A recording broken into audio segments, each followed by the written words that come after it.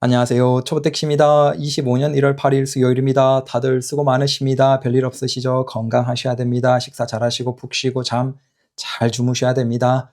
자, 이번 영상은 별다른 주제는 없습니다. 이런저런 여러 이야기들 아니면 온라인에서 모은 자료들 생각을 나눠보죠.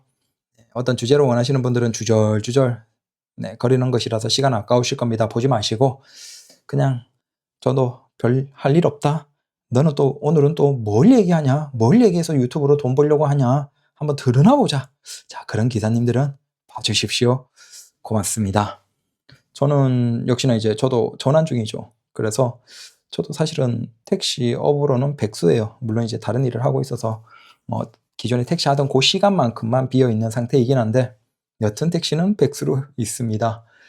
자, 일단은 이건 전기택시 누적 운행 대수에 대해서 한번 보죠. 21년 7,300대, 22년 2만 대, 23년 3만 1,000대, 24년 3만 4천 대입니다. 그래서 21년부터 22년까지는 전기택시가 184% 성장을 했습니다. 22년부터 23년까지는 53% 성장을 했습니다. 근데 23년부터 24년까지는 8.3%밖에 성장을 하지 않았습니다. 아마 24년에서 25년은 제가 생각하기에는 전기택시 숫자가 오히려 감소할 수도 있다라는 생각을 해봅니다. 그래서 지금 전기택시에 대한 인기가 많이 줄어든 건 맞고, 저도 이제 전기택시를 정리했고 사실 계약을 다 마쳤고 이미 그쪽에서 이제 양수자분이 나오셔서 구청에 뭐 인허가가 들어간 상태입니다. 즉 저는 이제 전기택시가 끝났고, 이걸 어느 분이 이제 얘기를 하셔서 "야, 너 토레스가 좋다고 그렇게 노래를 부르더니 너는 왜" 참고로 소나타를 계약을 했는데 "왜 소나타를 계약하냐? 너 말이 되냐?" 아유. 그래서 댓글을 많이 남겨주셔서 이유가 뭐냐면 저는 2022년 6월에 전기택시 보조금을 받았습니다. 그러면 23, 24 아니죠. 죄송합니다. 23년 6월에 전기택시 보조금을 받았습니다. 그러면 다시 보조금을 받을 수 있는 게 25년 6월이죠. 자, 그래서 지금 저는 보조금을 받을 수가 없습니다. 그리고 또 중요한 게 그러면 그 전기택시를 다른 지역으로 가져가면 되지 않냐라고 하겠지만 이게 같은 지역 안에서 거래를 하는 것, 명의자가 바뀌는 건 상관이 없습니다. 그런데 이게 다른 지역으로 가버리면, 그러니까 내가 정리하고 팔아버리거나 팔았는데 그걸 다른 지역으로 팔아버리거나 아니면 내가 다른 지역으로 가져가 버리면 이 전기차 보조금은 지자체의 보조금 성격이 있죠. 이제 국고 보조금이 있지만 지자체 보조금도 있고, 그러면 그 지역에서 전기 차량, 친환경 차량에 대한 보급을 위해서 세금을 쓰는 것이에요. 근데 그 지역에서 보조금을 받고 옮겨버렸기 때문에 그래서 토해내야 되는 게 있어요. 그래서 이러거나 저러거나 사실은 손해라서 그래서 그걸 번호판과 같이 정리를 했습니다. 서울에서. 그리고 보조금은 지금 나오지 않기 때문에 소나타를 계약을 했고, 아마 올 하반기 정도면 계획대로 이제 여기에서 돈을 잘 벌면 토레스를 살 것 같아요. 이제 6월이 지나면 보조금을 다시 받을 수 있기 때문에 이 지역에서 이제 보조금을 받아서 사야겠죠. 그래서 아마 그렇게 할 것 같습니다. 물론 소나타가 너무 만족스러우면 안 바꿀 수도 있겠죠. 그래서 소나타가 어떨지 굉장히 궁금합니다. 근데 여튼 지금은 이제 소나타도 사실 전혀 대기가 없습니다. 소나타나 K5나 그랜저나 K8은 조금 걸릴 수도 있겠지만 결국은 지금 가스택시도 거의 여러분들이 크게 기다림 없이, 그러니까 인허가가 어차피 뭐 십며칠 이렇게 하는데 시간이 걸리니까 거의 그것에 맞춰서 차가 충분히 준비되는 상황까지 왔어요. 전기택시도 당연히 남아 돌고, 그래서 차를 구입하는 데 있어서 걱정할 필요가 없습니다. 그리고 전기택시 같은 것도 예전과 같은 인기가 아니다라는 것이죠. 자, 그리고 이건 이제 어느 분이 댓글을 남겨주셨는데 "장난하냐, 성폭행범, 강도죄, 강간죄, 사기죄, 큰 건수는 면허가 취소 가능하다. 누적 신고도 운행 정지, 면허 취소된다. 음주에도." 이게 생각의 차이인지 모르겠지만 저는 살면서 성폭행이나 강도나 강간이나 사기나 저는 범죄를 저지러 본 적이 없거든요. 잘 이상해서 그런데 정상적인 사람이면 저런 걸 살면서 한 번도 안 저지르 놓은 게 정상이 아닐까요? 그런 경우에 취소가 되죠. 취소가 되는데 글쎄요. 그걸 안 저지르면 되잖아요. 죄송합니다. 자, 그리고 이건 이제 어느 분이 댓글로 올수락을 말씀하셨는데 비슷한 거래에 두 대가 있다라고 하면 한 대가 수락한 경우 나머지 한 대는 비수락으로 처리되는 건가요? 근데 이런 게 있죠. 최근에 이제 눌러도 뭐 다른 쪽에 먼저 배차가 됐다라는 그런 것들이 많이 뜬다라는 얘기가 있는데 솔직히 그건 우리가 어떻게 해결할 방법이 없어요. 구조상으로 이제 뭐 그러니까 어쩌겠습니까? 그건 그냥 감수해야 되고 그냥 그런 정도죠. 우리가 충분히 받을 수 있음에도 불구하고 받지 않는 것들은 우리에게 도움이 우리에게 좀 불리하지 않을까라는 정도로 생각할 수 있다라는 겁니다. 굳이 거기에서 이거 눌렀는데 이게 다른 차에 배차된 것, 순삭돼 버린 그런 최근에 늘어난 콜 그런 것들은 우리가 어쩔 수 없기 때문에 굳이 그 정도 때문에 스트레스를 받을 필요는 없을 것 같다라는 것이고 우버는 평소 콜이 많은지요? 저도 시작하면 우버를 해 볼까 해서요. 자, 우버 서울 중심지로는 꽤나 많습니다. 뭐 명동이나 그다음 홍대나 그다음 네. 강남 서초 그 외에도 서울 중심지 정도로는 우버는 저는 괜찮습니다. 마찬가지로 저는 지금 그 인천으로 전환을 하면서 인천에서도 이제 우버로 시작을 하려고 하고 있습니다.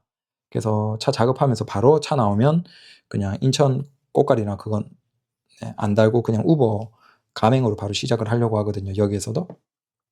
그래서 서울이라면 중심지는 우버가 나쁘지는 않습니다. 네.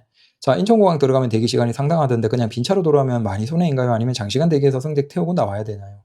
이 기사님들마다 참 달라요. 그냥 들어가서 내려드리고 그냥 바로 나오는 분들이 계세요. 꽤나 많습니다. 오히려 전체로 본다면 대부분은 이제 나오시겠죠. 아주 소수의 분들만 이제 대기장으로 가거나 이제 몇 바퀴 돌아보거나 하시죠. 우버 같은 경우에는 그럴 때가 있어요. 제가 만약에 우버로 손님을 모시고 인천공항에 내려드리면 최우선 탑승 어떤 권 같은 것들이 있습니다. 기능이 있어요. 그래서 저는 그걸 쓰면 그 다음에 이제 인천공항에서 나오는 손님이 뜨는데 나한테 제일 먼저 뜨는 거예요. 물론 이제 그게 뜬다고 해서 항상 제일 빨리 뜨는 건 아닌데 어떨 때는 진짜 내려드리고 한 3분, 5분 화장실 잠깐 갔는데 바로 우버의 콜이 떠서 바로 나오는 경우도 있습니다. 네. 그래서 우버의 최상급 등급이 되면 그 기능이 있긴 합니다. 근데 참고로 이건 손님을 모시고 인천공항에 내려드릴 때만 기능이 나옵니다. 활성화가 됩니다. 마찬가지로 손님을 모시고 김포공항에 내려드리면 김포공항에서도 똑같은 기능이 있습니다. 제가 내려드리고 운행을 마치면 제가 또 바로 나올 수 있는 최우선 탑승할 수 있는 권한 같은 게 기능이 있습니다. 우버에는. 그의 최상급 등급일 때 그걸 줍니다. 오해하지 마십시오. 빈차로 인천공항을 가거나 김포공항을 갈 때는 이 기능이 없습니다. 물론 빈차로 만약에 간다라고 하더라도 콜이 빨리 뜰 때가 있어요. 근데 그건 너무 뜰 때도 있긴 하지만 대부분은 이제 안 뜨는 상태이기 때문에 사실은 뭐 그건 뭐라고 할 수는 없고 그리고 상당수는 그냥 서울로 돌아 나오시죠, 그냥. 아니면 그래서 나오실 때 보면 이제 송도를 거쳐서 나오는 분들이 계세요. 송도에서 서울 쪽으로 복귀콜이 잘 뜨니까 특히 저녁에는. 그래서 이제 나오시면서 송도로 나오는 분들이 계시고 그게 아니면 가장 빨리 해서 밤 시간에는 그냥 강남까지 쏴버리는 분들도 계시고 그게 아니면 낮 시간에는 자 김포공항으로 가서 김포공항에서 콜 받고 다시 안쪽으로 천천히 운행하면서 들어오는 분들이 계시고 그래서 크게 보면 이게 세 가지 유형으로 기사님들이 하신다. 물론 거기에 대기하고 있으면 이제 한 짧으면 2시간, 3시간 근데 보통 한 4시간 정도 조금 길어질 때는 이제 5시간, 6시간 정도 걸립니다. 1터미널 기준으로. 그래서 이게 참 대중이 없어요. 물론 이제 그게 오후 4시나 새벽 4시나 콜이 많이 뜰 때가 있습니다. 근데 그 시간에 굳이 그것 때문에 간다라는 건 비효율적이고 그래서 그 외의 시간에는 시간이 조금 많이 걸리기 때문에 그건 조금 감수하셔야 된다라는 겁니다. 자, 이건 이제 댓글도 감사합니다. 참고로 내피셜이 작형을 바탕으로 말씀드린다는 점 참고하시고 일단 매출이 들쭉날쭉거리면 자 지정 배차가 이게 이제 카카오의 비가맹일 경우에 올수락으로 하면 지정 배차가 되냐 아니냐 자 그 얘기를 하시는 것 같아요. 그래서 이거 실제 있는지 아닌지는 모르겠지만 이미 올수락을 많이 하고 있는 기사님들 사이에서는 카카오 비가맹 같은 경우에 그래도 올수락을 많이 하면 지정 배차가 된다 내가. 그래서 사실상 나도 카카오의 비가맹이지만 사실 블루만큼이나 꽤나 많이 받는다라는 주장을 하시는 분들이 계세요. 근데 이건 다 공식은 아니에요. 공식적으로 이런 게 있다 없다 그런 건 몰라요. 하지만 기사님들이 많이 비슷한 얘기를 하세요. 일정 이상 등급이 되면 뭔가 굉장히 콜이 마치 내가 블루같이 뜬다라는 얘기를 하시는 분들이 계십니다. 서울택시 4년간 결과 지정 배차라고 느끼는 게 저녁 7시에서 7시 30분에 나와서 새벽 2시를 기준으로 어떤 요일에 나와도 20개 이상이 넘어가면 그게 지정 배차인 것 같습니다. 그걸 만들려면 일단 그 시간이 나와서 되는지 확인해 보시고 그다음 18만 원 이하면 지정 배차는 아닌 걸로 보고 손님 없을 때는 당연히 어느 콜이나 다 받겠지만 좀 참고 카콜만 계속 받으시면 손님이 많아도 카콜은 절대 일부러 안 받지 마세요. 순삭이라도 순삭은 어쩔 수 없지만 혹시나 길방이나 다른 어플 콜이 뜨면 당장 아쉽더라도 아쉬워서 태우더라도 꼭 카콜은 콜 멈춤하시고 손님 많을 때 카콜로 누적 콜수 많이 늘리세요. 그러면 어느 순간 다들 빈차일 때 혼자 콜 받게 되고 콜이 순삭이 아닌 천천히 눌러도 뜰 정도로 오래 떠 있습니다. 하다 보면 느껴집니다. 그리고 제가 말한 7시 30분 정도에 나와서 새벽 2시에 20만 원 넘는지 확인해 보세요. 그래서 이것도 좋은 정보 대단히 감사합니다. 사실 우리가 카카오 올수락에 많은 생각들을 하죠. 점점 집착을 하고. 근데 뭐 어쩔 수가 없겠죠. 그건. 네. 그래서 정답은 몰라요. 어쩌겠습니까? 물론 이런저런 고민할 필요 없이 그냥 가맹으로 들어가 버려도 돼요. 그래도 우리가 이런 걸 계속 서로 간에 이제 생각을 나누고 정보를 또 있는 분들이 주시고 그러니까 고맙죠. 그래서 각자마다 상황은 다르겠지만 뭔가 자기 위치에서 열심히 노력해보자 라는 겁니다. 여튼 카카오 올수락을 일정 이상으로 하면 뭔가 지정 배차로 넘어가는 것이 있는 게 아닌가라는 생각도 든다라는 의견들도 많이 있습니다. 그리고 제 생각에는 다수가 골라받는 것이 장기적으로 좋을 듯합니다. 사실 이게 정답이긴 하죠. 우리가 잘 생각해보면 결국은 카카오 블루 같이 이제 우리가 가맹에 들어가면 이게 모두 가맹에 들어가지 않은 상태에서 가맹의 장점이 있어요. 자, 기사가 100명이라고 할 때 한 20명 정도만 가맹에 들어가면 사실은 효율은 가장 좋겠죠. 근데 가맹에 만약에 70명, 80명이 들어가 버리거나 90명 이상이 들어가 버리면 사실상 가맹에 의미가 없겠죠. 그러니까 손님은 한정되어 있어요. 손님이 100이에요. 정해져 있어요. 그런데 그 손님을 대하는 기사가 100이라고 할 때 거기에서 한 20-30%만 가맹에 들어가 있으면 가맹의 효율이 최대로 나와요. 왜? 비가맹인 사람들과 경쟁해서 가맹의 우위에 있기 때문에.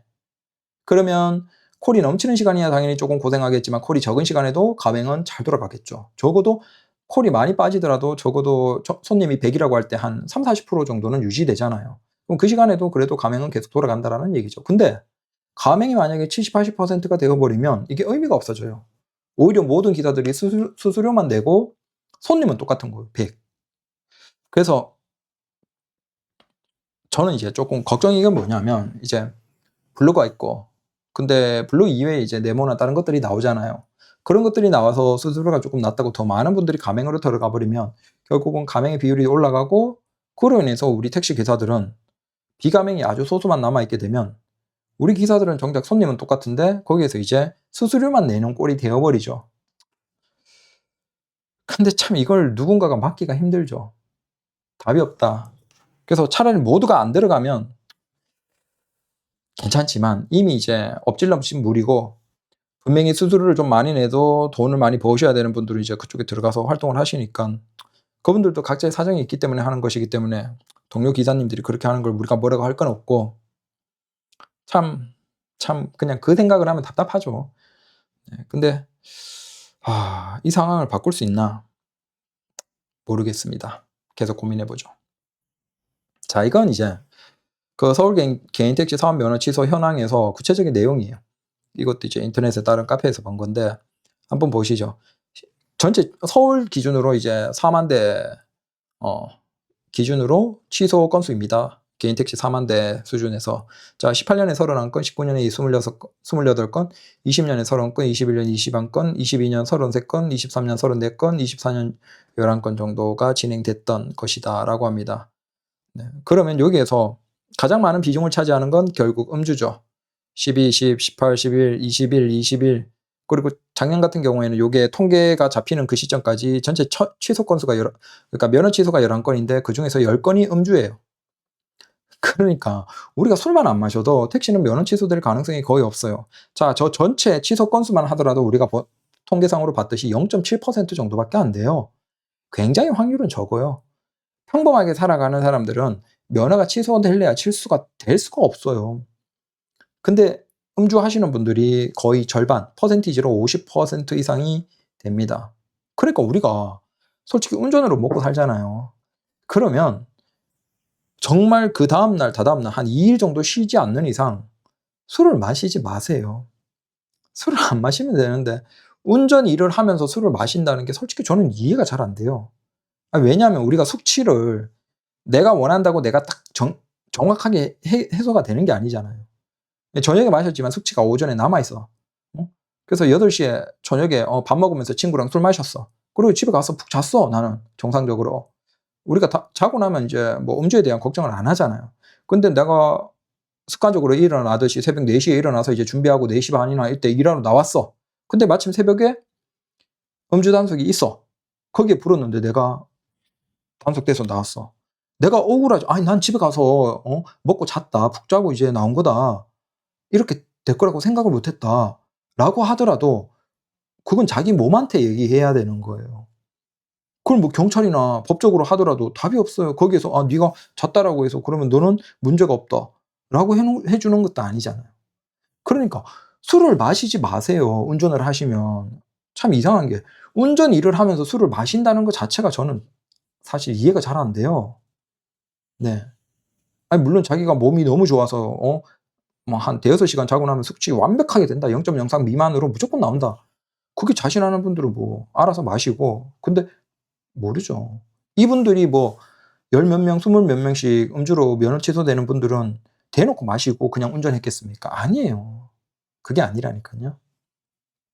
그래서 택시 하시는 분들은 술 끊으십시오. 그다음 사고 미조치. 이게 그냥 일반적인 뺑소니 같은 경우는 많지 않고 뭐가 많냐면 역과 사고 같은 게 많아요. 그러니까 야간에 하시는 분들이 안 보여. 근데 뭐 둔턱에 두둑 하고 지나갔어. 근데 피곤하고 뭐 집중력도 떨어지는데 아씨 또 어디 맨홀 밟았나 보다. 어디 뭐 도로 포털 같은데 쾅 찍혔나 보다. 아유 재수 없어. 그러면서 그냥 갔어. 그냥 아무 생각을 인지를 못한 거야. 근데 나중에 CCTV로 이제 역과 사고 같은 경우에는 다 찾아내죠. 거기에서 밟고 지나간 거야. 그래서 이 좀 그런데 그 길에 이제 술 취해서 만취해서 누워 있던 사람들이 처음에는 이제 보통 대부분 앉아 있죠. 앉아 있고 기대다가 누워 있는 사람들이 차가 한 대가 아니고 막 여러 대의 역과된 사고들이 꽤나 많습니다. 안 보여요. 그래서 실제 그 사람을 밟고 지나간 차가 뭐 3대, 4대 이런 경우도 있어요. 그중에 한 대가 택시인 거죠. 그러다 보니까 자기는 전혀 인지하지 못하고 하지만 사고 후에 미조치 이런 식으로 돼 버리는 거죠. 마찬가지로 벌점 누적 같은 것들도 좀 큰 사고 나면 그다음 성범죄. 자 그러면 여기에서 우리가 술 안 마시면 음주 면허 취소될 일이 없고 그다음에 역과 사고는 우리가 좀 조심해야죠. 그다음에 뺑소니는 당연히 걔들은 면허 취소가 되는 게 맞죠. 정상이죠. 뭐 적어도 사고를 냈으면 자기가 인정하고 최대한 그걸 뭐 처리를 해야지. 뭐 뺑소니는 그냥 취소가 되는 게 맞고. 그다음에 성범죄. 이거 당연히 저지르지 말아야죠. 그다음 벌점 누적. 이건 최근에는 별로 없습니다. 근데 예전에는 벌점 누적이 좀 많았지만 이 벌점 누적도 쉽지 않죠. 우리가 평범하게 운전하면 쉽지 않아요. 대놓고 진짜 무시하고 막 자기 멋대로 운전하는 사람이 아닌 이상 벌점 누적을 120 점으로 어떻게 그게 됩니까? 거의 어려워요. 그래서 면허 취소 같은 경우에는 그냥 우리가 평범하게 살아가면 일이 없어요. 이걸 경험할 일이 없다라고 생각하시면 됩니다. 그다음에 이건 이제 카카오의 통계, 그 카카오 모빌리티 내에서 통계 나와 있는 것들을 보면서 여러 생각들을 같이 한번 나눠 볼게요. 자, 40대 이하는 야간 위주 운행 비율이 높고 50대 이상은 주간 위주의 운행 비율이 높습니다. 아무래도 나이 드신 분들이 이제 밤에 운전하기도 좀 필요하고 그다음 집중력도 좀 낮고 아무래도 취객을 상대하는 데 있어서 체력적인 부분에서도 나이 드신 분들이 확실히 부담스러워하는 건 맞다라는 것 같습니다. 그다음 요거 먼저 할까요? 자, 이건 이제 저도 이제 인천으로 옮기잖아요. 서울은 정리했고 이제 인천도 지금 서류는 다 집어넣습니다. 그 집어넣은 게 아니고 이제 그 거래하는 상사에 다 서류를 맡겨 놓은 상태고 그래서 서울 상원과 딱 끝나면 이제 그쪽에 딱 들어가서 진행되는 과정으로 가려고 하고 있고 인천으로 가려고 하고 있어서 그래서 지역별로 이제 매출이나 이런 것들에 대해서 저도 걱정이고 고민을 하죠. 요걸 한번 보시면 이제 팬데믹 이전에 우리가 한 대당 법인 택시 한 대당 일평균 매출액의 정도를 보시면 제일 높은 지역이 어딜까라고 하면 경기입니다. 의외로 경기가 저기 한 대당 19년 당시입니다. 그래서 법인 택시 한 대당 매출이 일평균 매출이 22만 원. 그다음 두 번째로 높은 데가 170만 원. 170만 원. 인천이 있고, 그 다음 세 번째로 높은 데가 166만 원. 170만 원. 죄송합니다. 맞네요. 166만 원. 강원. 참고로 여기에서 밑에 보시면 서울시는 자료가 미제출되어 있고 다른 자료가 있습니다. 통계 자료. 그래서 정리하면 무슨 말이냐면 그 수도권은 기본적으로 매출이 높아요. 근데 수도권 중에서도 서울은 번호판 가격 대비 매출이 굉장히 높은 편입니다. 여기 다른 자료를 보시면 이게 2022년 기준으로 법인 택시 매출 순위죠. 자, 요걸 다시 하나로 정리해서 보면 22년 기준으로 월 매출이 가장 높은 데가 세종입니다. 749만 원. 압도적이죠. 자, 아무래도 택시 숫자가 적은데 범위는 넓고, 네, 결국은 택시 숫자 대비 손님이 많으면 압도적으로. 그리고 이제 그 지역의 사람들이 조금 경제적으로 여유도 있어야 되겠죠. 그 다음 두 번째가 경기입니다. 646만 원. 근데 경기는 뭐 지역 따라 편차가 좀 있겠지만 역시나 마찬가지죠. 범위가 훨씬 넓고 조금 더 여유로우면서도 대단지 아파트 규모 같은 것들 그런 게 많아서 사람들이 빡빡하게 몰려 있는 곳은 몰려 있고, 하지만 이동하는 곳은 이동 속도는 높으면서, 네, 그러면 소득이 높은 것이다라고 이해를 하면 되겠죠. 그 다음이 서울이에요. 그래서 서울이 1위는 아니지만 서울은 여기에서 보시면 번호판 가격 대비로 보면 압도적으로 서울이 효율이 좋아요.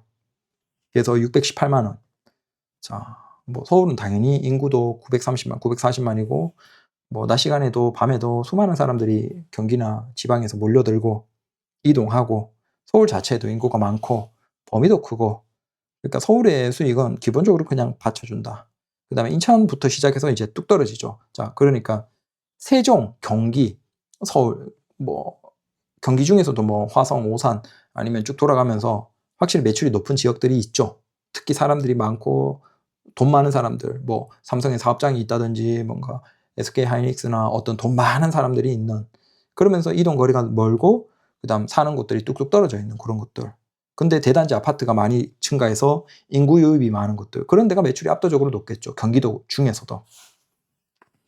근데 세종, 경기, 서울은 좀 특별하다라고 보시면 되고, 그 다음부터는 사실은 성향상으로는 비슷하다라고 보시면 돼요. 그래서 뭐 순위가 있겠지만 저기 보시면 인천 558만 원, 548만, 546만, 542만 원, 540만, 37만. 자, 비슷하죠. 그냥 비슷한 거에서 좀 차이 나는 거예요. 결국은 사람이 살아가는 구조는 거의 비슷하다라고 보시면 되겠죠. 양상은. 다만 거기에서 범위가 좀 크고, 역시나 대단지 아파트, 신축 아파트가 많이 증가하고, 그 다음에 소득이 증가한 사람들이 좀 증가하고, 인구 유입이 좀 있으면 그나마 매출이 조금 더 높고, 상대적으로 예전 도시들이 많으면 매출이 조금 내려가겠죠. 근데 저기에서 쭉 오히려 반대에서 하위권에서 보면 마찬가지죠. 대구, 경북, 전남, 울산, 전북, 부산, 그 다음 경남, 이쪽은 22년 기준으로 법인택시에서 500만 원 매출이 안 되던 곳이에요. 월 매출이.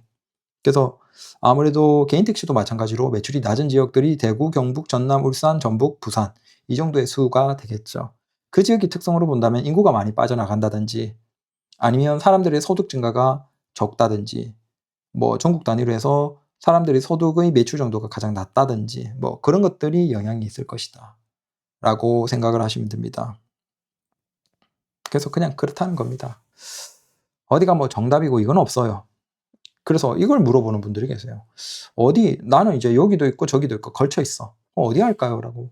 그러면 택시를 하기 전에는 예비 기사님들은 매출이나 이런 걸 막 고민을 하죠. 자, 이런 자료를 주면 고민을 하고 막 생각을 해요. 근데 택시를 시작하고 난 다음에, 특히 개인 택시를 시작하고 난 다음에, 그건 회사 택시도 마찬가지이긴 해요.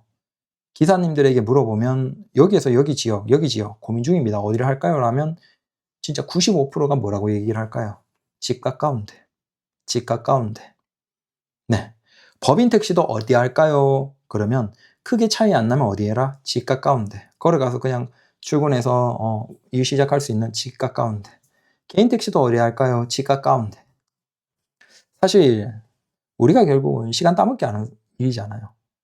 그래서 근무 시간 기준으로 10시간에서 11시간이 평균이고, 그리고 시간당 매출이 뭐 한 15,000원 적을 때, 그리고 높을 때는 한 2만 원 후반에서 3만 원. 자, 요 정도가 평균이죠. 3만 원 넘어가는 그건 좀 예외적인 경우고, 일반적으로 그냥 평균 내면, 전체로 평균 내면 한 15,000원에서 3만 원이 뭐 그 흐름에 따라서 이제 차이가 난다라고 생각하시면 되고, 결국 우리는 시간 따먹기를 하는 일이에요. 그러면 출퇴근 시간이 최대한 짧아지면 결국 그 시간을 뭐 30분이 됐든 1시간이 됐든 그 시간만 일해도 우리는 하루 기준으로 15,000원에서 3만 원은 더 벌 수 있다는 거예요. 그러면 그것만 해도 한 달에 뭐 15만 원, 20만 원에서 뭐 25일 기준으로 만근을 하면 적어도 25만 원에서 30만 원은 나온다는 것이죠. 그러면 그것만 해도 연료비에 한 뭐 평균 일반적으로 운행하시는 소나타 같은 기사님들은 한 뭐 절반 정도, 조금 안 되지만 그 정도의 연료비도 된다든지, 아니면 지출해서 그걸 조금 더 벌 수 있기 때문에 좋죠. 그래서 택시, 뭐 다른 일은 솔직히 모르겠지만 택시 같은 경우에는 압도적으로 뭐가 가장 좋다? 매출도 중요하긴 하죠. 근데 그 매출 때문에 오히려 출퇴근 시간이 길어지면 그 까먹는 시간이 손해인 거예요. 그러니까 출퇴근 시간이 길고 근데 매출이 조금 더 높은 지역이야.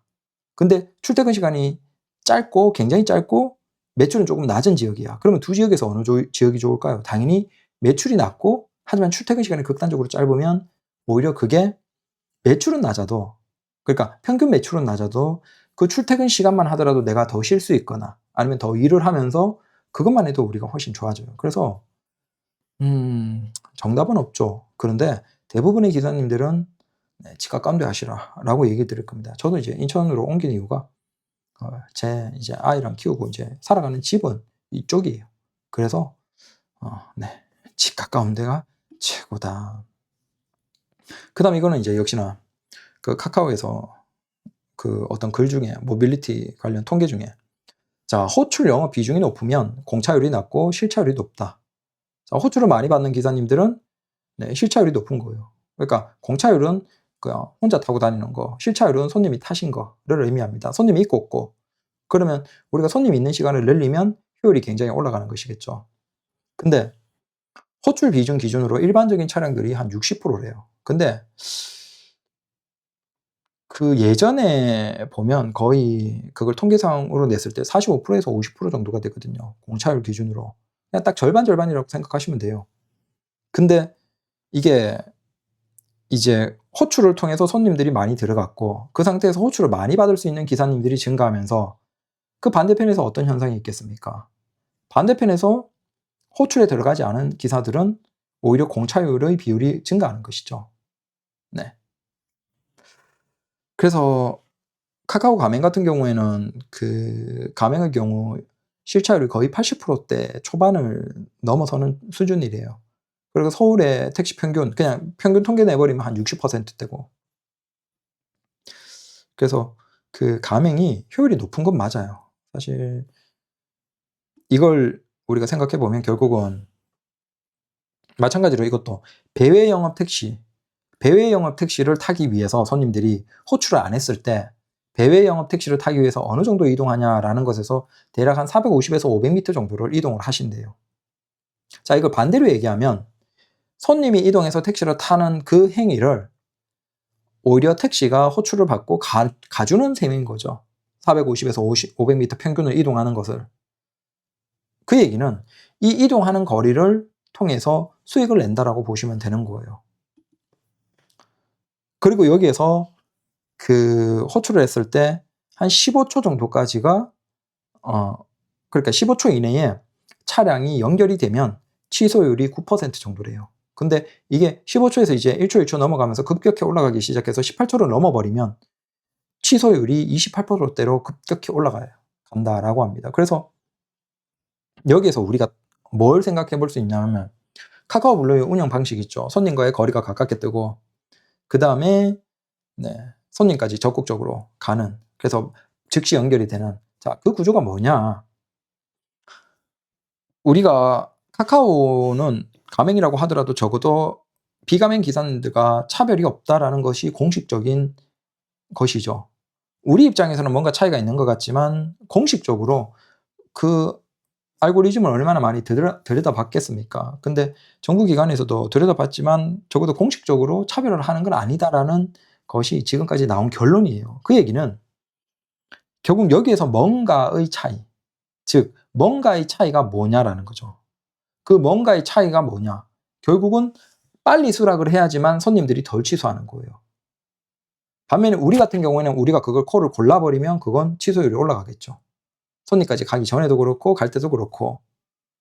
그 다음 여기에서 또 손님까지 빨리 가는 그 400에 평균적으로 손님들이 호출을 할 때 그들이 호출이 아니라면 배회 영역 거리까지 나오는 거리가 450에서 500m니까 그 시간을 사실상 그 차량이 최대한 빨리 가주면, 아니다, 빨리라기보다는 그 짧은 거리에서 호출이 뜨고 그까지 가주면 그건 사실 손님 입장에서는 가장 이상적이죠. 즉 차량이 빨리 연결이 되고 그 다음 연결된 거리가 가까워서 나한테 빨리 와주면 그건 손님 입장에서 이 택시는 가장 이상적인 택시인 거예요. 즉 카카오 입장에서 카카오의 가맹은 그 구조를 만들어준다는 것이죠. 블루 같은 경우에는 손님과 가까운 거리에서 뜨고 그리고 즉시 연결이 되니까 손님이 취소할 이유도 없는 거죠. 물론 이제 거기에서도 취소하는 손님들은 있겠지만 적어도 형태상으로는 가장 이상적으로 만들어줬다는 것이죠.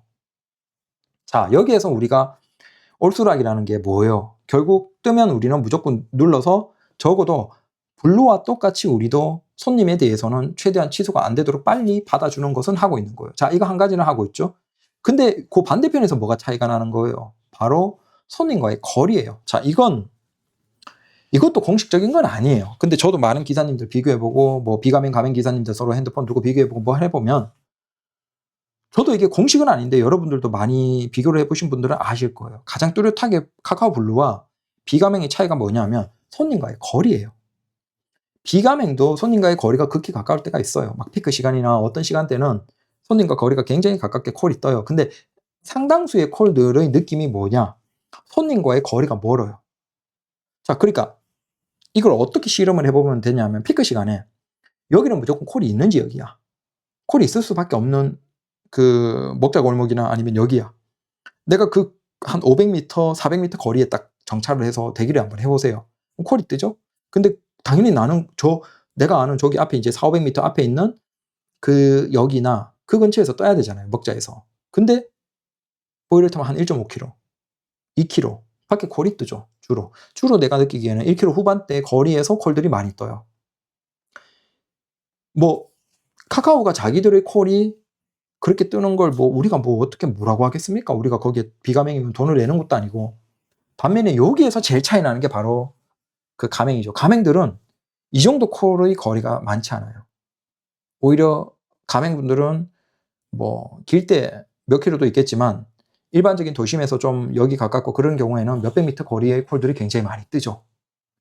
결국 우리가 택시 구조상에서 택시가 결국 호출 사업자와 서로 윈윈하는 것, 그리고 이 손님과 호출 사업자 그리고 이걸 관장하는 정부나 지자체 입장에서 모두가 윈윈하는 가장 이상적인 그림을 만들어내는 게 바로 손님까지 빨리 가고 손님은 취소 안 하고 손님은 이동거리가 줄고, 자, 이게 이상적인 호출 사업자의 발전 모델이에요.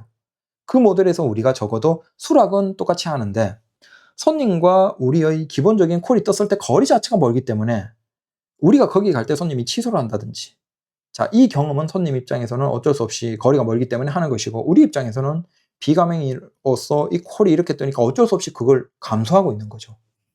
그렇다고 해서 손님까지 빨리 가라라는 얘기는 아니에요. 그건 너무 위험하고, 근데 우리가 이걸 싫으면 이건 감행을 해야 되겠죠. 근데 그걸 버티면서도 내가 충분히 해볼 만하다라고 하면 올수락으로, 일단 거리가 좀 멀더라도 올수락으로 하면 우리가 적어도 카카오 가맹사업자와 똑같은 형태의 서비스를 손님에게 제공하는 것이긴 해요. 다만 기본적으로 거리가 조금 더 멀다. 거기에서 손님이 취소하지 않는 쪽으로 우리가 뭔가를 유도해도 되겠죠. 뭐 이를테면 콜이 뜨고 한 1, 2분 지나면서 빨리 가는 상태에서 전화를 해서 뭐 거리가 조금 많이 멀 때는 지금 빨리 가고 있습니다. 혹시 급하시면 뭐 취소를 하셔도 됩니다. 하지만 뭐 가는데 제가 어느 정도 예상 시간에 어느 정도 꼭 갈 것 같습니다라고 손님에게 조금이라도 얘기를 드리면 정중하게 손님도 덜 취소를 하겠죠. 자, 그런 경험이 그나마 수치상으로 올라가고 덜 취소가 되면 모르죠. 근데 참 그래서 그런 부분은 우리가 좀 생각을 해야 된다.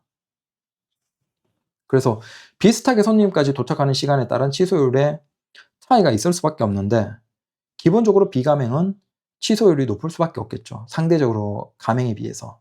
왜냐하면 뜨는 콜들, 올수락은 해야 되고 근데 그 올수락을 할 때 뜨는 콜들의 거리가 블루보다 우리 비가맹들이 기본적으로 좀 멀거든요. 그러면 거기에서 손님들이 너무 멀리에서 잡혔네, 취소할 확률도 높아지겠고, 그다음 기다리다가 취소하는 확률도 높아지겠고, 그리고 가장 문제가 우리가 좀 화라기보다는 좀 짜증이 나는 게, 그래도 시간이 걸려서 우리가 올수락을 하고 그 먼 거리까지 갔는데 그 사이에 다른 택시를 타고 가버리는 경우도 왕왕이 있죠. 근데 그것도 우리가 뭐 어떻게 하겠습니까? 우리가 결국은 먼 거리에서 콜이 떴고 가서 노력을 했지만 그 사이에 다른 택시를 타고 가니까 좀 그렇죠.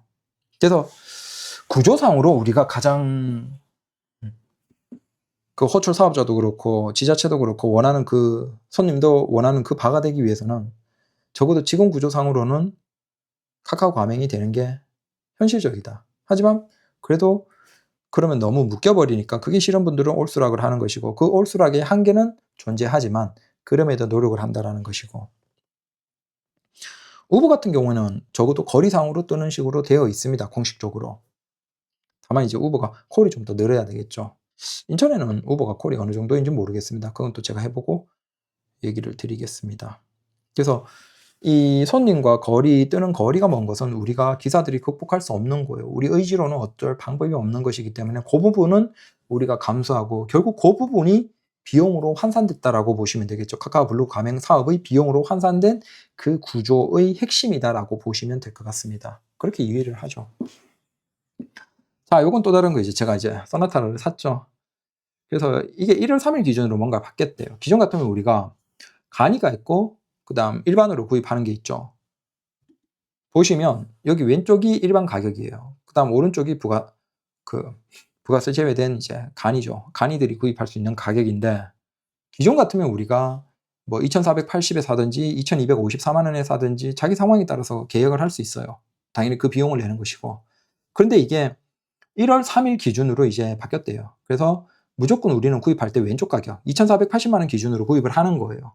그리고 이렇게 구입하고 난 다음에 이게 일정 시간, 뭐 얘기하시기를 한 달에서 한 달 반 뒤에 환급을 받는 형태로 전환이 됐습니다. 바뀌었습니다.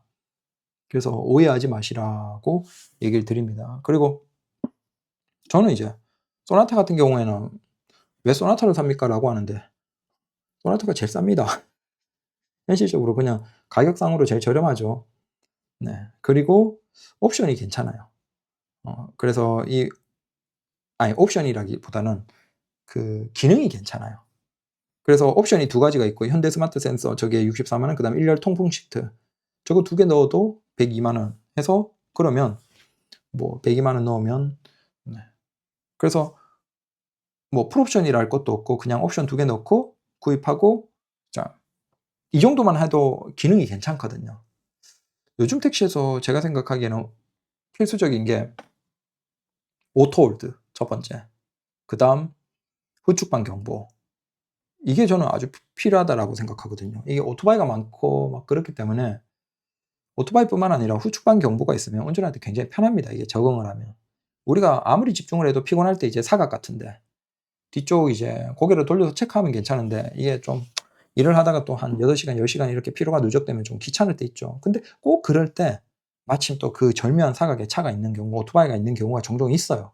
그래서 깜짝깜짝 놀라죠. 근데 이 후측방 경보가 있으면 적어도 그 사각을 완벽하게 확인시켜 주기 때문에 이 후측방 경보, 자, 이게 요즘 운전에서는 꼭 필요하고, 그 다음 두 번째는 오토홀드. 도심에서 우리가 운행할 때 오토홀드가 있고 없고에 따라서 피로도의 차이가 굉장합니다.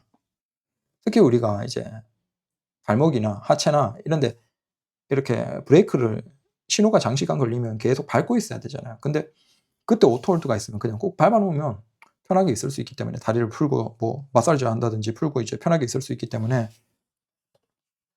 그래서 물론 이제 옛날 같으면 이런 거 없이 그냥 운전 다 했죠. 근데 살 수 있다면 있는 게 좋잖아요. 특히 그게 가격이 비싸지 않다면.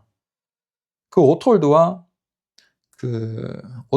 그다음 후측방 경보, 이 두 가지를 넣어도 이 소나타는 그냥 그 두 가지 가격 102만 원 추가해서 구입을 하면 되는 거예요. 근데 요 가격이 그 옵션 두 개 들어가면 K5는 가격이 조금 더 비쌉니다. 그래서 그 두 가지 들어가면서도 지금 택시로 공식적으로 구입할 수 있는 가장 저렴한 모델이 사실 소나타예요. 네. 그래서 저는 소나타가 계약을 했고 괜찮다라고 생각합니다. 그리고 소나타 계약하실 분들은 꼭 옵션 2개를 넣으십시오. 뭐 통풍도 네. 저가격에 통풍 주면 혜자죠. 그래서 통풍이나 2가지 하시라. 그리고 이건 이제 운전 경력 증명인데 혹시 저 같은 분들 계실까 봐 한 번도 아마 이게 떼본 적이 없을 거예요. 일반 개인 택시 기사님들도. 저도 처음 떼봤습니다. 이 운전 경력 증명은 뭐냐 하면 뭐 우리가 뭐 법인이나 아니면 화물이나 이쪽에서 오신 분들은 그쪽 경력 증명을 떼겠죠. 네. 그리고 운전면허 5년 무사고는 그 5년 무사고를 바탕으로 교육을 받으시고 그걸 바탕으로 이제 인수를 하시는 거고. 근데 제 같은 경우에는 기존에 개인 택시를 하고 있었고 그 면허를 팔고 다른 지역으로 옮겨가는 것이기 때문에 개인 택시 조합에 가면 운전 경력 증명을 뗄 수 있어요. 네. 그래서 요걸 제가 뗀 거예요. 떼면 뭐 발급 번호랑 내 이름이랑 자세한 정보가 쭉 있고 저기 밑에 보면 차량 번호 제 거 서울 삼이바 뭐뭐뭐뭐 이렇게 뜨죠. 그리고 그 뒤에 보시면 운전 경력 기간이 있죠. 그래서 저도 이제 구체적으로 안 봤는데 제가 2010년 12월에 이게 인수를 했고 양수를 했죠. 그러니까 그다음에 2025년 1월 6일자 기준으로 이제 요 서류를 떼고 정리를 했기 때문에 요 보시면 딱 저는 서울에서 14년 9일을 한 거예요.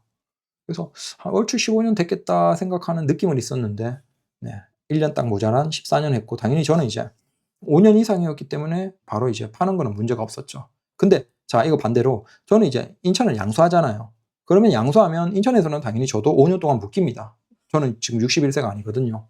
그리고 5년 지나도 61세가 아니에요. 그래서 저는 5년이 묶이고 당연히 5년 동안은 저도 뭐 기존에 어디에서 얼마를 했던 이쪽에서 새로 양수하는 것이기 때문에 이쪽 면허는 5년 동안 못 팝니다. 저도.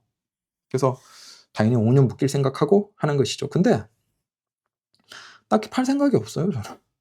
네. 개인 택시만큼 위험이 낮으면서도 내가 뭐 다른 일에서 또 하던 일들이 잘못돼서 소득이 낮아지고 뭐 그런 우리가 삶을 살아가면 변수는 많잖아요. 근데 그런 변수 상황에서도 그래 다시 택시에 집중하자 하면 또 택시로 안정적으로 매출 쭉 올리면서 그걸로 또 이제 적어도 가족이 먹고 살고 돈을 좀 저축하고 다시 뭔가 준비할 수 있는 자금을 모으는데 아무런 문제가 없거든요. 그래서 저는 택시라는 일이 이 개인 택시라는 일이 굉장히 괜찮다라고 생각을 해요. 네. 그래서 그렇습니다. 참고로 요 증명은 그냥 조합 가면 바로 떼줍니다. 네. 아 그리고 이게 여기 뒤에 보시면 이거 이제 운전 적성 정밀 검사 수금 사실 증명서라고 이제 이거 있는데 뭐가 저는 그거 있잖아요. 보수 교육을 안 받거든요. 보수 교육이 그 무사고 있잖아요. 무사고 10년인가? 그러면 유예가 되죠. 유예가 되고 5년 무사고면 홀짝인가? 그런 식이죠. 그래서 저는 지금 보수 교육을 안 받고 있어요.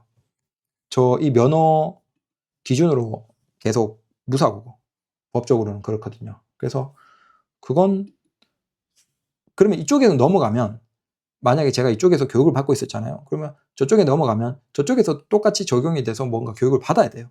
근데 만약에 이쪽에서 하던 데서 무사고고 뭐 그게 유예가 되어 있거나 그런 상태면 이쪽에서도 똑같이 옮겨가는 데서도 그게 해당이 됩니다.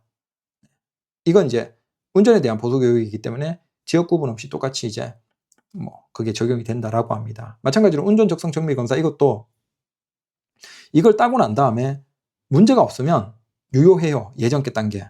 근데 일정 이상 쉬어버리고 그 다음에 중간에 어떤 사고나 뭔가가 있으면 이것도 다시 뭔가를 해야 돼요. 그래서 뭐 이미 하시는 분들은 상관은 없겠지만 혹시 지역을 옮긴다든지 아니면 뭐 택시를 하면서 사고 처리에 대해서는 이제 좀 많이 신중을 하면서 조심할 필요가 있다라는 겁니다. 물론 사고가 안 나면 가장 좋죠. 근데 안 날 수는 없어요. 솔직히 얘기해서 진짜 그러니까 서류상으로 100% 무사고 말고 실제 우리가 운행하면서 가벼운 사고들은 글쎄요. 한 10년 이상 무사고 완벽한 진짜 아무런 접촉 한 번 없는 무사고 분들이 계실까? 솔직히 저는 모르겠습니다. 근데 그런 것들은 어쩔 수가 없죠. 다만 이제 그게 그 피해 보신 분들이 뭐 우리가 피해자가 됐든 가해자가 됐든 최대한 피해 없이 잘 처리해 주는 게 중요하겠죠. 네.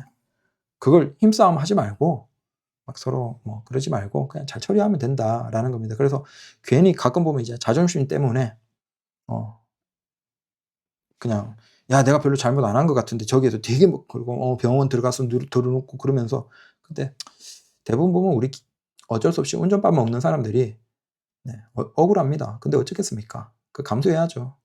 네. 그래서 조금 우리가 마음을 숙이고 그래라 라는 게 저는 좋지 않나. 괜히 거기에서 자존심 세워서 뭐 내가 덜 잘못했다라고 해서 이렇게 좀 가버리면 잘못해서 우리가 문제가 좀 다른 관점에서 문제가 생긴다라는 것이죠. 그래서 그렇다라는 겁니다. 그래서 오늘도 주저주저 얘기를 해봤습니다. 들어주셔서 대단히 고맙고, 네. 이게 저는 지금 예정으로 듣기에는 한 1월 20 며칠? 그 정도에 이쪽에 이제 될 것 같습니다. 그러면 그때 나오면 그만두는 게 아니고 오히려 초보택시는 더 열심히 합니다. 그래서 지금 생각은 뭐냐면 초보택시 유튜브도 있고, 이건 기본적으로 지금처럼 이렇게 그냥 뭐 택시에 대한 일반적인 뭐 다 해당되는 그런 걸 주저주저 얘기하는 것이고, 그 다음 생각하고 있는 게 이게 계획대로 될지 모르겠지만 요즘 유행하시는 거 있죠. 아무래도 요즘 그 택시 유튜브 중에서는 제일 유행하는 게 실제 매출을 얼마나 올리는지, 운행하면서 어느 정도로 이렇게 수익을 올리고 실제 건당 수익이 얼마인지, 시간은 얼마 걸리는지, 그걸 브이로그 형태로 보여주는 게 지금 택시 유튜브에서는 가장 대세거든요. 그래서 저도 아마 인천 택시로 바뀌면 그 실제 매출 영상, 운행하는 영상도 아마 찍는 그 유튜브를 따로 하나 할 겁니다. 그래서 그것도 많이 봐주십시오. 그것도 봐주시고, 또 하나 더 할 건 이제 인천 택시. 어차피 저는 인천으로 넘어갔고 인천에서 이제 영원히 갈 것이기 때문에 인천 택시에 대한 뭐 정보를 나누는 카페나 아니면 인천 택시에 대한 얘기를 하는 유튜브도 또 따로 하나 할 거고, 그래서 그 두 개를 따로 천천히 하려고 하고 있습니다. 그것도 나중에 혹시 시간 되시면 잘 봐주십시오. 다들 별일 없으시고, 또 이제 1월에 반짝 춥다고 하니까 조심하시고, 저도 목소리가 약간 좋지 않은 거 보면 이제 독감인지 감기인지 요즘 병원 난립니다. 병원 가도 자리가 없고, 병원 가도 자리가 없어서 여러분들 조심하시고 건강 잘 챙기십시오. 웬만하면 한 1, 2주 동안은 혹시 일하시는 기사님들 좀 불편하시더라도 마스크 쓰시는 게 어떨까라고 생각이 됩니다. 지금 어마어마하게 사람이 많아요, 병원에. 그것도 있네요. 개인 택시 번호판 가격이 어떻게 될까라고 생각이 되죠. 근데 아마 서울은 오를 가능성이 높다라고 저는 생각은 해요. 그냥 근데 어차피 뭐 저는 떠났기 때문에 상관이 없고, 왜 그러냐? 보통 이제 제가 사면 많이 내리거든요. 제가 똥손이라서 사면 많이 내리고, 제가 팔고 떠나면 가격이 확 올라요. 그래서 제가 봐요. 벌써 딱 팔고, 네, 저는 이제 최저점에 팔고, 최근에 시세로는 최저점에 팔고, 팔자마자 바로 옆백에 확 오르죠. 왜냐? 초보 택시 이제 떠나갔다, 이거 액땜하는 똥물 이거 떠나갔다라고 해서 바로 똥 떨어지니까 가격이 확 날아오르죠. 그래서 불운의 상징 제가 없어졌기 때문에 서울 번호판 가격은 오르지 않을까. 자, 반대로 인천 택시한테는 조금 미안하네요. 근데 지금 택시 그 면허 따면서도 그 잠깐 얘기 드리면, 이제 인천으로 가니까 인천 면허를 따야 되죠. 그래서 저는 이제 기존에 서울 택시였고, 그 다음 인천 면허를 땄어요. 땄는데 어떻게 땄냐? 와, 수도권 있죠. 그 시험 치는 장소가 있는데, 수도권은 장소가 지금 한 2월 중후반이면 면허를 시험 칠 수 있어요. 즉 만약에 제가 지금 수도권에 그냥 편하게 시험 치려고 했으면 아직도 면허가 없어요. 한 2월 중후반은 넘어야 제가 택시 시험을 칠 수 있어요. 딴다는 게 아니고. 근데 그 정도로 없고, 그러면 내가 어떻게 빨리 땄냐? 저는 거의 시험 원서 넣고 한 2, 3일 만에 치고 따긴 했는데, 저기 지방에. 그래서 제일 그나마 가까운 날짜가 여유 있게 잡을 수 있는 데가 창원, 울산 이런 데 가면 있습니다. 그 다음에 제가 친 데는 어디냐 하면 충주예요. 그럼 충주까지 제가 시험을 택시 운전면허 인천 거 딸라고 가는데 2시간 반, 오는데 3시간 걸려서 총 한 5시간 반에서 6시간 걸렸습니다. 그나마 그 충주 시험도 어떻게 했냐면 계속 새로 고침. 그 여러분들이 양수 교육하는 거 있죠. 옛날 그거 똑같은 거예요. 계속 새로 고침하면서 자리 나나 보다가 겨우 딱 나가지고 결제하고 해서 겨우 예약을 하고 2일 뒤에 가서 시험 치고 면허를 딴 거예요. 지금 수도권에는 시험을 칠 수 있는 자리가 없어요. 지금 여러분들이 시험 치려고 접수를 하면 2월 후반이라니까요, 날짜가. 와, 그 정도로 이걸 그 시험은 가면 그 택시만 치는 건 아니고 택시 면허, 그다음 화물 면허, 버스 면허 3가지를 같이 쳐요. 그래서 3가지를 각각 이제 일정 비율로 나누어서 접수를 받는 식인데, 셋 다 많아요. 당연히 택시는 가장 많겠죠. 그래서 이게 작년 중반만 하더라도 수도권에서 그냥 한 3-4주 뒤면 예약을 할 수 있었어요. 그 날짜를 잡고 이제 시험을 칠 수 있었어요. 근데 지금 상황이 어떻다는 걸 아시겠죠? 그만큼 지금 버스, 화물, 택시를 일을 하려고 면허를 따려는 분들이 그만큼 많다는 거예요. 그래서 와, 그거 그냥 제가 뭐 서울이나 구로나 시험 뭐 아니면 인천 아니면 수원 정도 이 정도까지 가서 시험 치는 걸로 했으면 저 아직 인천 면허 못 땄습니다. 시험 치는 날짜가 2월 20일, 2월 10 며칠 그 정도 시험이 있는 거예요. 12월 후반에서 1월 초에 원서를 넣는데 그 정도로 지금 사람이 엄청 많이 따고 있습니다. 그 정도로 경제가 힘들고 현실에 할 일이 없다는 거예요. 그러다 보니까 택시, 화물, 뭐 버스 이런 데 취업하려고 면허를 따려고 많이 하시는 거죠. 그 얘기는 물론 이제 지금 양소교육 같은 경우는 여유가 조금 생겼지만 꽤나 많은 분들이 계속 뭐 택시, 버스, 화물 쪽에 진입하지 않을까라고 예상을 해볼 수 있겠죠. 그래서 이게 그거예요. 중장기로 이제 보면 결국 그 택시 가격에서 가장 그 힘싸움 하는 부분이 그거겠죠. 나이 드신 분들이 얼마나 면허를 내느냐. 근데 그건 이제 건강검진, 운전 자격 유지를 위한 건강검진, 그 검사 받는 거 있죠. 거기에서 얼마나 까다롭게 되느냐가 핵심이겠죠. 그러면 거기에서 까다롭게 되면 탈락하시는 분들이 많으면서 어쩔 수 없이 이거 이제는 팔아야 되겠다라고 생각하는 분들이 증가하면 매도하려는 매물이 증가하겠죠. 반대에서는 지금 적어도 살려는 분들은 증가하는 추세인 건 맞는 것 같아요. 자, 결국 여기에서 정부가 어떻게 비중을 조정하느냐에 따라서 뭐 번호판 가격이 내려가거나 올라가거나 하겠죠. 그 검사를 조금 까다롭게 정부가 어차피 결국은 그걸 관장하는 게 정부니까 기준점을 조금 높이고 까다롭게 하면 번호판 가격이 전체적으로 내려갈 것이고 그다음 그걸 지금 정도로 유지하면 횡보나 상승을 하겠죠. 네. 적어도 그렇다. 지금 택시 하려는 분들은 많다라는 겁니다. 감사합니다. 좋은 하루 되십시오.